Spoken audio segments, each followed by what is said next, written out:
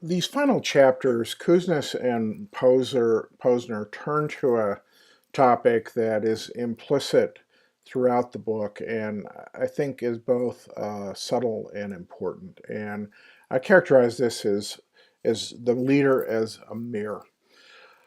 When we have an elaborate division of labor, certainly as organizations get large, our division of labor gets elaborate, the levels of hierarchy, people doing their jobs within the organization very often have a hard time seeing certainly the big picture of the organization, but they also have a hard time, connecting what it is they do to organizational successes.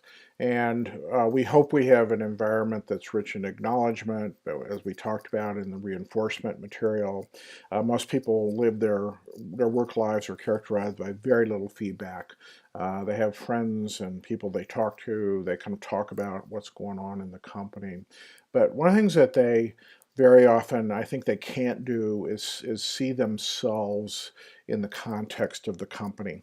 And fuzzy as this may sound, I mean, that's one of the things the leader does. The leader serves as the mirror to show themselves in the context of the company and show the people that work in the company the contribution they're making to draw the kind of connect the dots in how my job has made this difference, how I'm part of this much bigger effort and that I have something to be proud here.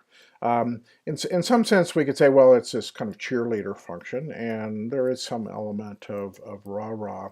But I think that when really done well, there's this whole deeper level of, you know, my contributions matter, what we do matters, and it allows people to really connect into their connect their aspirations with the achievements of the company and what is it that the company ultimately does, what's the product or service it delivers and how it makes it different than people's lives.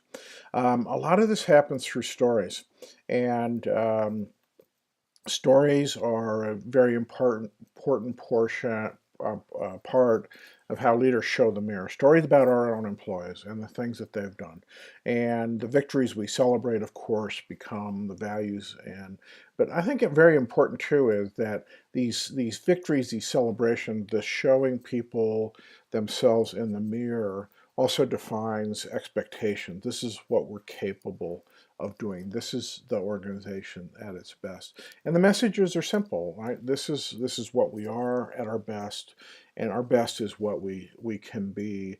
And the leaders are uniquely positioned to do this. Partly they have a higher level of perspective. They can see how the department fits in with the larger organization. They can see how our division makes contribution to the larger organizational stories that people might see in the press or hear about. And so it's very much something that leaders can do, and there's kind of a spirit about it of celebration and helping people again see themselves at their best.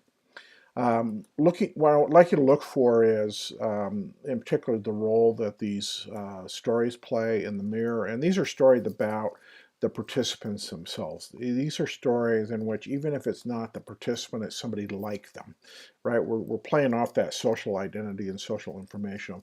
This person's like me. It's my story as well.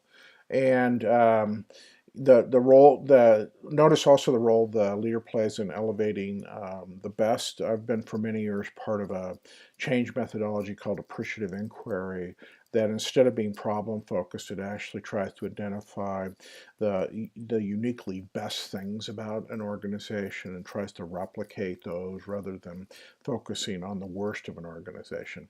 And this is something that, as I said, can actually define what our capabilities are. We can do this, even if we don't do it every day.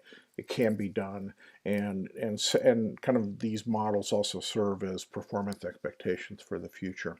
Finally, the book concludes, and I think it's an apt one, by arguing the notion that leadership is not a zero-sum endeavor. Certainly, this relates to some of the material on empowerment that is talked about a little bit earlier in the book. But there is room for many leaders in a well-led organization. This is not just empowering people in their jobs, but empowering people to make leadership contributions as well. And there is a leadership potential in certainly every management position and even in lower level positions as well. Very often people don't have the perspective nor they feel the permission to engage in leadership. But certainly in lower level management positions, we do have some level of permission and we can really make a difference through our leadership practices. And I think that it's a very fitting summary for the course is that no matter what your current position, there is a leadership potential in you that you can choose to activate.